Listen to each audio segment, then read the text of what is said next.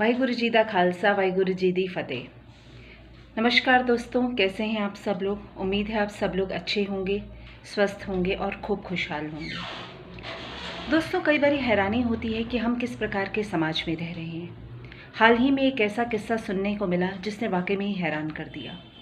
किस्सा था शामली का, किस्सा था एक स्वास्थ्यकर्मी का, किस्सा था एक मरीज का, किस्सा था सांसों की लड़ाई का, किस्सा था सांसों की लड़ाई के सौदे का। जी हाँ, सांसों की इस जंग में खूब सौदे हो रहे हैं जम के। इस समाज में ऐसी दुर्भावना और ऐसे गलत कार्य करने वाले लोग भी आज भी विद्यमान हैं। इस पे बहुत हैरानी होती है। लेकिन हाँ, ये हुआ है शामली में। शामली में एक व्यक्ति को ऑक्सीजन सिलेंडर की आवश्यकता थी और उसके जो परिजन थे उन्होंने सोचा कि अगर नहीं मिल रहा तो क्यों ना मैं खरीद ही लूँ, और सौदा हुआ 10,000 रुपये में। स्वास्थ्यकर्मी ने 10,000 रुपये में सिलेंडर देने का वादा किया, लेकिन जानते हैं उसके बाद क्या हुआ। एक ऐसी हैरान कर देने वाली घटना घटी जिस पे यकीन करना बहुत मुश्किल है। हुआ ये कि 10,000 में सिलेंडर तो खरीदा गया, लेकिन सिलेंडर के अंदर गैस नहीं थी। कहीं कोई मानवता बची है, कहीं कोई इंसानियत बची है। सबसे बड़ी बात तो गलत ये है कि ऐसे कठिन दौर में भी लोग सौदेबाजी से बाज नहीं आ रहे। सौदेबाजी करने के बाद भी उनके अंदर जो निर्दयता है वो इतनी है कि सिलेंडर बेचा, उसके पैसे लिए और सिलेंडर खाली निकला। ऐसे स्वास्थ्यकर्मी को आप क्या कहेंगे? कि ऐसा स्वास्थ्यकर्मी किसी के स्वास्थ्य का ख्याल रख सकता है, जिसका अपना मानसिक स्वास्थ्य, जिसका अपना मौलिक स्वास्थ्य, जिसका अपना नैतिक स्वास्थ्य ही खत्म हो चुका हो, या बीमार हो गया है, या यूँ कहिए कि मर गया है। ऐसे ऐसे व्यक्ति हमारे समाज में रह रहे हैं और दूसरों की मजबूरी का फ़ायदा उठा रहे हैं। बहुत दुख होता है जान के कि जब समाज में इस प्रकार के व्यक्ति यहाँ वहाँ घूमते हैं। ज़रूरत है कि ऐसे व्यक्तियों के ऊपर निगाह रखी जाए।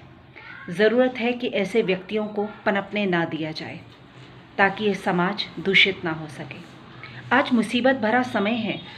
इस समय में हमें सबको एक दूसरे का साथ देना है। ये लड़ाई स्वयं की नहीं है, ये लड़ाई अपनों की है, सबके साथ लड़ने की है। इस लड़ाई में अगर सरकार को भी साथ लगना है तो कहीं ना कहीं हमें आपस में भी एक दूसरे की मदद करनी है, एक दूसरे का साथ देना है। क्योंकि इतिहास गवाह रहा है कि जितनी भी जंगें हमने जीती हैं वो एकता से जीती हैं।